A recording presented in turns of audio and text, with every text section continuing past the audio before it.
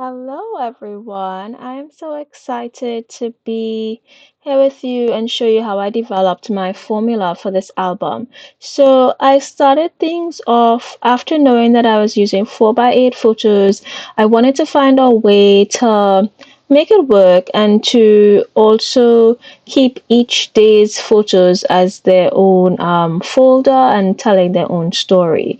So, I started things off by measuring the 6 by 8 page protector and then just seeing how far across the photo and journaling would go, and inclusive of a space for the holes in the page protector so that that space you could just see the back of the pattern paper and not the photo. So all those things in mind, it came up to about the 7 inches across. And so I just once I cut the 12 by 12 inch paper down to 8.5 inches, and then I used my scorer and scored the 7 inch line, and then I did half-inch score marks for the number of photos divided by two that I was going to use for that accordion flip. So what I'm doing is an accordion flip on the right hand side and page protectors, 4 by 8 page protectors on the left, because I noticed that I have a lot of 4 by 8 page protectors that I've never used. And so it was a great way, a great project to use some of my stash. I still have quite a lot, as you can imagine, but at least I feel like I've made a dent in it. So I'm just scoring along those lines there. I think for this, I use about two, so one and then two. It's because I have about four photos on that side that I'm wanting to use. And I don't want it to be too bulky because the accordion in and of itself takes up some space. So now I'm just going through my photos and deciding which ones I want on the right hand side.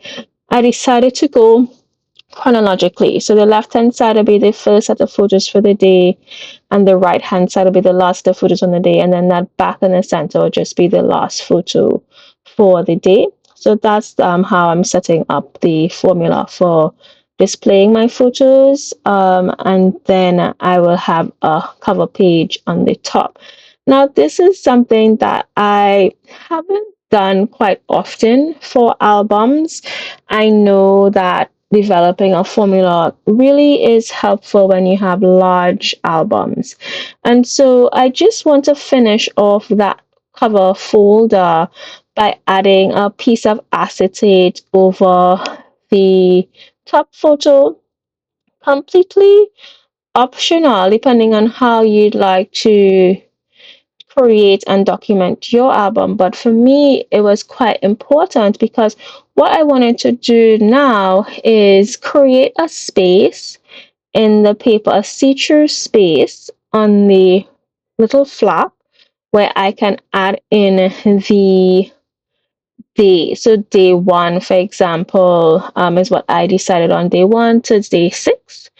And I went in as well, and I cut it on the lower portion of the page. So I left a 1.5 inch space from the base of that front flap, and I cut a space 1 inch wide, and then I just cut the little bit off there as well to get it to come off. And then you see this gap is created here, and I put the acetate in there, and I adhere that with red line tape. So now you have this lovely space. You have your photos, and then you could add in your day one. You could add in a word for the day. You can add in where you were that day. There's so many options to just kind of customize it and make it your own. So that's what I'm doing, making sure that it will fit. I opted for red line tape because it's a bit sturdier than the tape runner and whatnot, but I think later on in the project, I do use tape runner because it is just a bit faster, especially when you're doing multiple days to get it done, and it adhered quite well so far. It seems to be doing quite fine. I will check it back in summer to see how it's holding up. because it's currently winter here in Australia. So once I add all these pieces of red line tape in here, I can now go ahead and just flick those off. And then I just be gentle when you're flicking them off to not, um, just if you're into these things, crease your paper or anything like that. So I just had to gently do it, especially on that little edge that I'm doing now. And then I do the same there for the lower part. Make sure the lower part is adhered to the acetate. And then once that's done, I can go on in and put the piece of acetate down by lining it up to that edge, the folded edge on the left hand side. That was the easiest way to make sure that it was flush. Another thing that I had to keep in mind was one, not getting it too close, make sure I could still fold. And also because I cut it 8.5, I believe this sheet was 8.25 or a little over 8.25. So I kind of lined it up in the center for most of them. Now, I didn't like how the red line tape could be seen through that side, and so I did go in and add some more paper on the top to cover that up, but completely optional, especially if your journaling covers quite a bit of that space where you're seeing where the flap is. You probably may not need to do it. So just gonna line these all up here. I do, I do scrapbook during the day, so you might see where the sun goes behind a cloud or whatnot. But most it should be clear for pretty much all of it. So just making sure everything's lined up and double checking it all. And then I'm just gonna go ahead now and just do some more measurements on this 4x8. I am ensuring that all of my things overlap quite well, but then I realized that these little photos here, they are a bit they're a bit larger than the 4-inch page protector. So what I ended up doing is cutting them down and to fit. And quite luckily, pretty much all of my photos, there was quite a bit of space to the left and right of the photos to make them all work. So just something to keep in mind when you're creating to ensure that your page protector fit that your photos fit inside your page protector. I usually work outside of the page protector, and so I did size them based on that. So just something to look out for.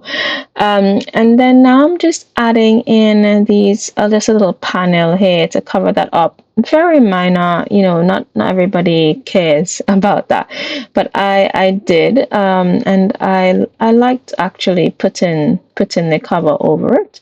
Of course, the design, depending on if there are lines or, it may not necessarily line up exactly the same way, unless you have an extra piece of that particular paper in your stash that you can cut down. But this was nice because I was able to use the excess from that I cut earlier to make this little panel, and I like how it looked with the vertical on the left and the horizontal on the right. So that was really great for me.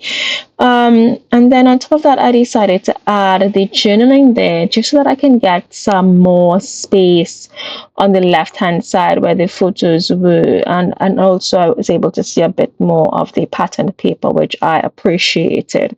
So lining that little bit up down below, and I like it. It's coming together really well. So now that I'm going to cut down the rest of photos here that could fit into this on both sides, and like I said, I have quite a bit of white space for a lot or pretty much all of my photos. I would say worked out quite well for that, so I'm really thankful. So just cutting them down to about 4.1 to 5, just a little under that, so that they can fit in here. And those work out quite well. And once those are inside, I can just test it out again and see how I'm liking it lining up. And then I'm also going to see how these photos stick down on the flaps, the accordion flaps, to make sure that that works. And once those work well and line up well for me and they all flip, then I could go ahead and just confirm, that I like how the formula looks. The idea that I have in my head is the idea that it's coming out the way I envisioned it, and that I can proceed and do the next 5 days with the similar formula. So these came out quite well. What I noticed was that, okay, if I had only two photos, for example, for the right hand side, the flap was a bit longer. So depending on where your top picture falls, you may want to cut that down during the batch organization process. Because what happened for me is that I didn't cut them down in the batch organization process. And so by the time I got to the final steps, they were just in one case, it was a bit, over like half of my body, but I could still see my son's full body to the left of that. So that was fine for me to not want to do it over. But, depending on who you are and what you like, you may want to. So this case, this I did adhere this a bit too close to the edge. So that was something to keep in mind. It's nice to learn these lessons during this testing phase. And so I was able to cut that down and fold it in. And then I added the back photo now to this bit here. And once that was added into the back, and I just pressed that down, I put the journal in as well on this bit of the paper up top, and I left the space below to embellish. And so this is how it looks, the prototype. And now I'm just going to add in the words. I love using these alphas, and I'm going to put in the words day one. And this is how I developed my formula for this album. So let's go on now to the next lesson, where I show you how I batch organize everything for the other days. And so it makes the rest of the process fairly simple to put it all together.